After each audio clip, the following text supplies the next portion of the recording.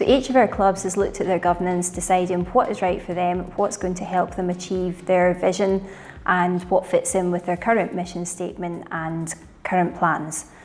A couple of our community sport hubs have decided that registering as a SCIO, which is a Scottish Charitable Incorporated Organisation, is the right move for them. The process was reasonably simple. There was an application form to fill in, a little bit detail of why they wanted to become a charity, what the reasons for that were, what their purposes were, and what their plans were once they were registered as a charity.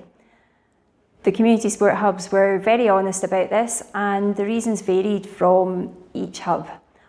The Barrhead Community Sport Hub were very keen to have a business development manager in place as an employee. They were looking at funding to enable them to do this.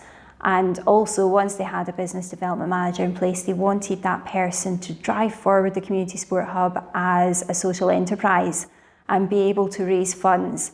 Being a registered charity meant that they could generate their own income in a different way, that they would be able to collect money as a registered charity. That was their primary aim for registering as a charity. It came with its challenges. They needed to explain this fully to Oscar to let them understand what the Community Sport Hub was and why they were wanting to do this. And in the end, it took a while. It took almost a year for their application to be approved.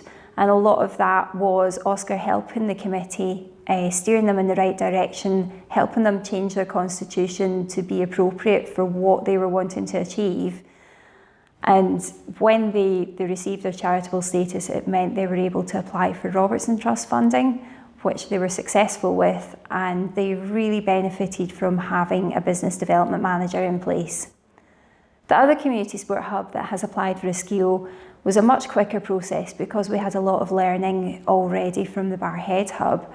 It took around 4 or 5 months for the application to be approved, and again, a lot of the time was spent with Oscar working with the committee to understand exactly what it was they wanted to achieve and why they wanted to be a registered charity, and also protecting all the member clubs to make sure that the charitable status would not be abused.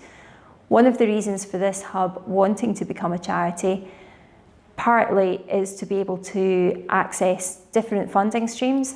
There is much more available to registered charities, plus the ability to raise their own funds under their charitable status. But also they're looking at community asset transfer in the future. So having charitable status is a requirement for them to look at taking on a community facility, which they're prepared to do, and we can keep you updated on that when it happens.